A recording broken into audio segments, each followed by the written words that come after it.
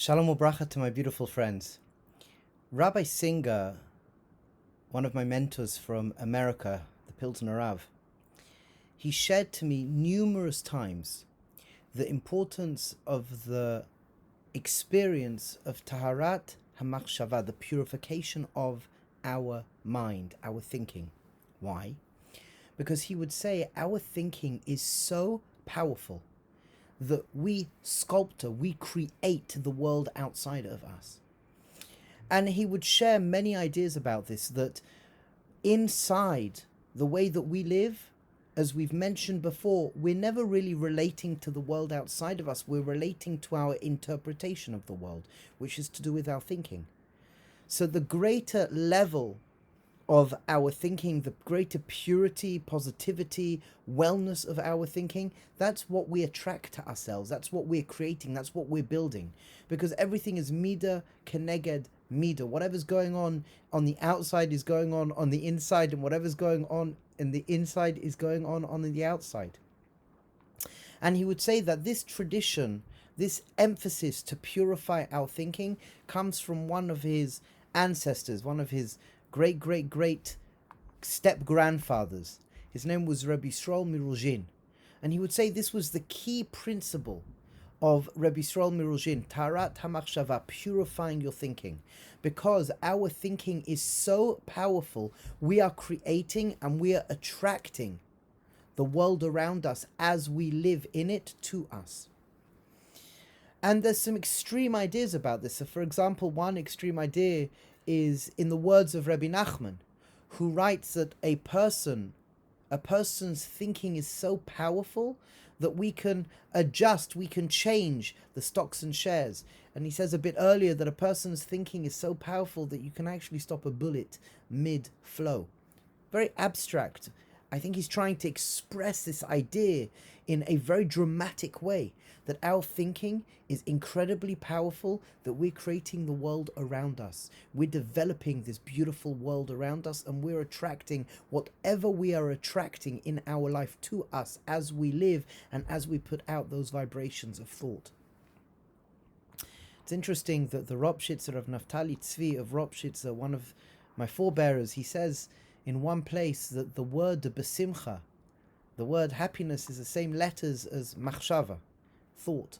That as well there's this idea that our thinking leads us to live a happier life, which is very well founded in the world around us today. What's very fascinating is as following, that when we look at Parshat Noach, we're told that Noach was katnei emunah. He had a small faith. And on one hand, we could look at this and we could say that he didn't have much emunah, he didn't have such a great faith in HaKadosh Baruch Hu and in what was going on.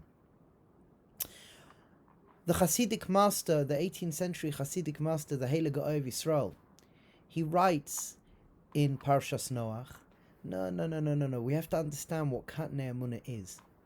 And he says as following, that Noach understood the power of his belief. He understood the power of his thinking. And he understood it to such a degree, such a depth, that he stood outside of the ark until it was up to his neck, until he couldn't stand outside anymore and he had to go inside. Why? Because he said, I need to be here of katnei emunah. What does that mean? That he understood the power of his thinking is so powerful. He did not want to be of the cause of the flood. He didn't want to be that, okay, it's going to be a flood now, I'm going to go into the ark and Gendik, finished, everything is over. He wanted to wait till the very last minute. Mikat emunah, he made his emunah, he made his belief in what was going on small, so he wouldn't trigger this event more than it needed to be. And this is such a deep message for us, such a deep message, that we have to realize in our life, we are so powerful, we are so mighty, and the majesty of our thinking takes us in all directions. Are we like a cork bobbing along on the ocean with our thinking? Or is our thinking direct? Is our thinking focused? Am I creating the world that we all want to be living in? Just want to end with an analogy relating to our thinking and relating to our speech. I heard this beautiful analogy from one of my mentors, Rabbi Y Gerzi, who was a pupil of one of the Mussar giants, Rabbi Avram Grudzinski. And he heard this from his teacher, the Alter of Slobodka. And he says as following: if you want to have an apple and you plant a watermelon seed, are you going to get your apple? No. If you want a banana and you plant a pepper seed, you're going to get your banana? No. If you want a pear and you plant a carrot, you're going to get your pear? No, you're not. If you want an apple, plant an apple seed. If you want a pear, plant a pear seed. If you want a grape, plant the seed of a grape. And then it will grow into the tree, into the bush that you want, into the vine that you want. And then at the end, you'll be able to pick the fruit that you want and eat it. He said as following, Rabbi Y Gerzi said as following, and it lives with me.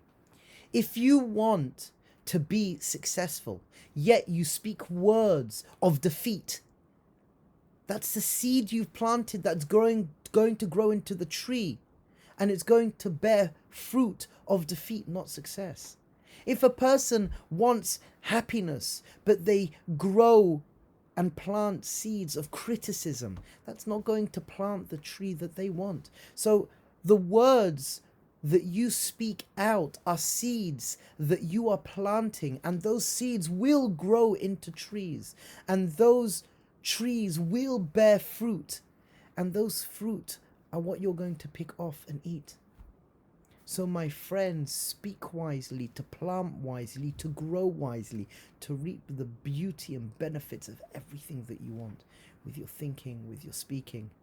And Be'ezras Hashem, we can recognize the power of our thinking and think well, think healthy, and speak well, speak healthy, to grow magnificent, wondrous trees that affect us all together, affect me, my friends, my family, our community, that we can mamish blossom and bloom and bear the most sweetest fruits.